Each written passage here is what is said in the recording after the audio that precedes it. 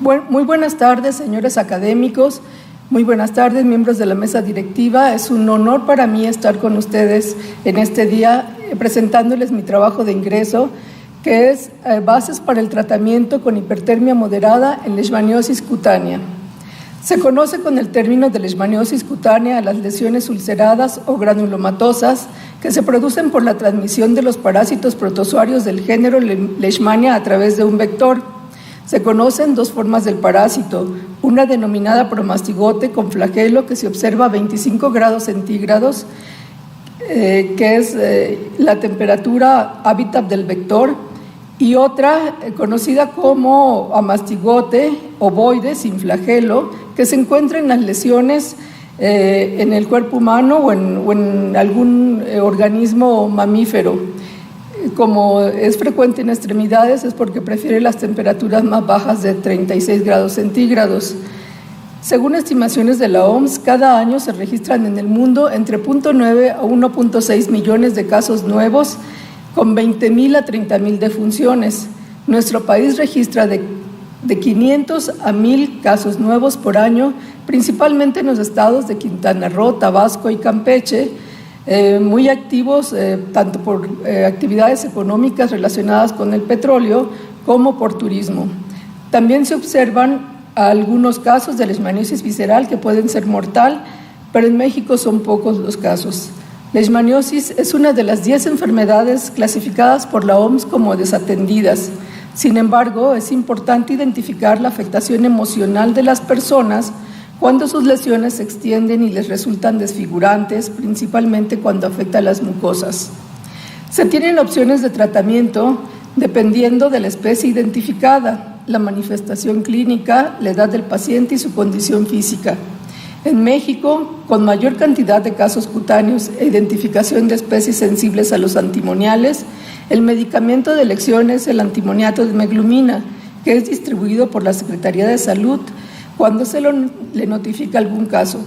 En niños y mujeres embarazadas, si se detecta riesgo de afectación a vísceras o mucosas, llega a usarse anfotericina B.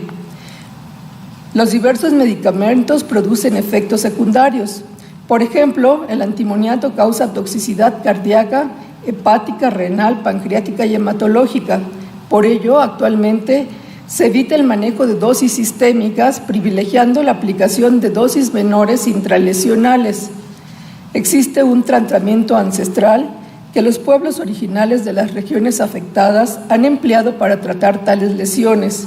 La aplicación de calor directo a las lesiones por diversos medios, como compresas con infusiones calientes o incluso platinas o planchas domésticas. En esta condición es difícil controlar la temperatura y con frecuencia se producen quemaduras al tejido circundante.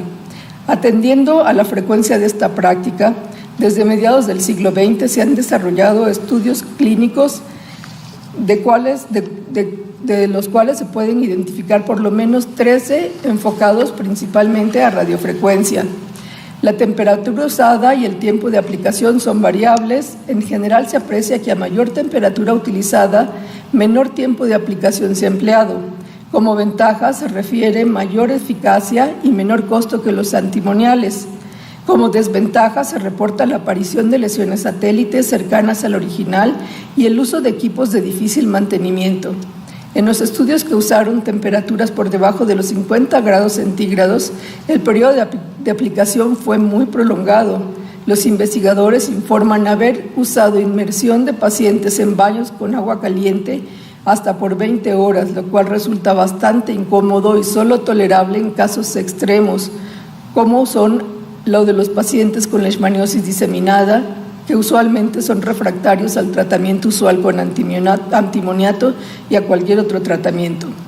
El consenso actual es ampliar los estudios sobre terapia térmica, por lo que considero que es importante revisar los datos preclínicos. Las especies cutáneas tienen sensibilidad a la temperatura.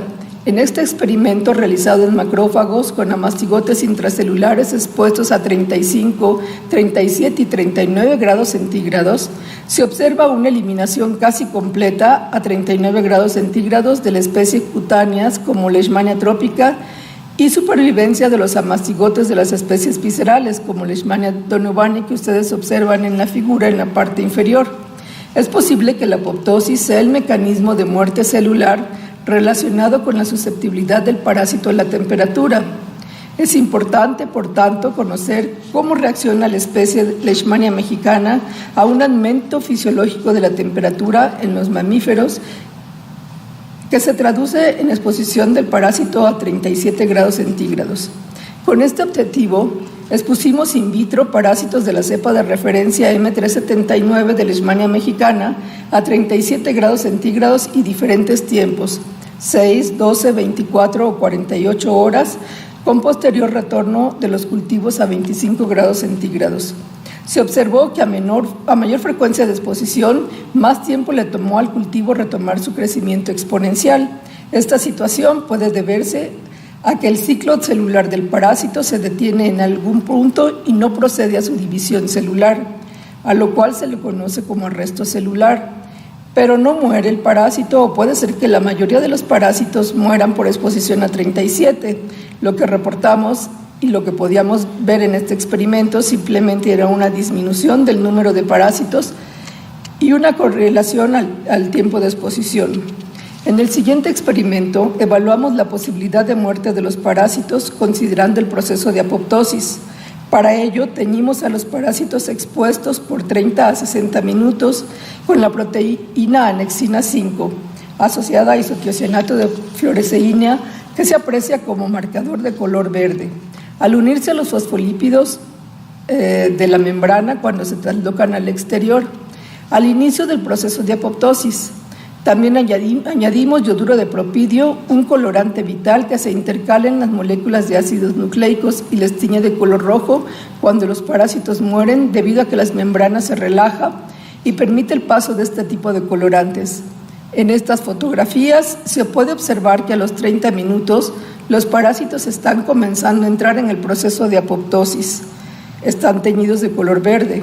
A la hora, que es la fotografía de la derecha, ya hay algunos parásitos muertos que están ahora en rojo y otros están iniciando el proceso de muerte por apoptosis, por lo que nos permite concluir que efectivamente no es arresto del parásito, sino muerte celular programada.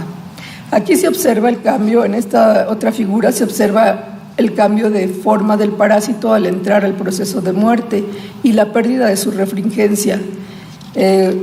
Podrán ustedes ver que pierde su característica forma alargada, se redondea y es entonces cuando comienzan a teñirse de verde y finalmente de rojo. Una siguiente característica es que ninguno de los experimentos se logró una completa eliminación de los parásitos por exposición a 37 grados centígrados, aún incubándose por 60 horas continuas. Una tercera característica en estos experimentos que pudimos observar es que en los cultivos jóvenes en plena fase de crecimiento logarítmico se obtenía mayor mortalidad, hasta un 78%, que en aquellos cultivos que ya se encontraban en fase estacionada, en la cual la mortalidad solo alcanzaba el 23%. El análisis de algunas fotografías del experimento de apoptosis mostró la tinción de parásitos que se encontraban en división, en franca mitosis. Por ello nos preguntamos si había alguna dependencia del ciclo celular para entrar a apoptosis, ya que la muerte total no se lograba alcanzar. Entonces teñimos con anticuerpos anticiclinas, que son proteínas reguladoras del ciclo celular, y observamos que en la tinción con cualquiera de los anticuerpos anticiclinas A, B1 o D3 había parásitos simultáneamente contrateñidos con yoduro de propidio. En el caso del anticuerpo anticiclina E no hubo tinción simultánea. Esto se puede observar en la siguiente diapositiva. Como podrán ustedes ver, del lado izquierdo hay una figura con el ciclo celular y sus diferentes fases, y del lado derecho cada una de las tinciones que realizamos con anticuerpos anticiclina. Se permite concluir en este experimento que los parásitos requieren de un ciclo celular activo y en fase de síntesis de proteínas para ser susceptibles al efecto de la temperatura. Recientemente se ha generado información que precisa la importancia de la temperatura en la expresión de proteínas con modificación del transcriptoma. Eso lo podemos ver en la siguiente diapositiva. El incremento de 2 a 3 grados centígrados en la temperatura corporal por arriba de la fisiológica afecta la transcripción de hasta 1.213 genes relacionados con apoptosis, transcripción, respuesta inmune, sistema vascular, metabolismo, diferenciación, señalización celular y citoesqueleto. Particularmente importante es la direccionalización de la respuesta inmune hacia la presentación de antígenos y la producción de interferones, favoreciendo la eliminación de los microorganismos intracelulares. En conclusión, la aplicación de temperatura controlada en límites fisiológicos y por un periodo mayor a 30 minutos puede inducir la muerte del parásito Leishmania mexicana a través del proceso de apoptosis en aquellos parásitos metabólicamente activos, lo cual nos permitirá diseñar algunos elementos para poder tener algún tratamiento más accesible y económico y no tóxico. Por su atención, muchas gracias.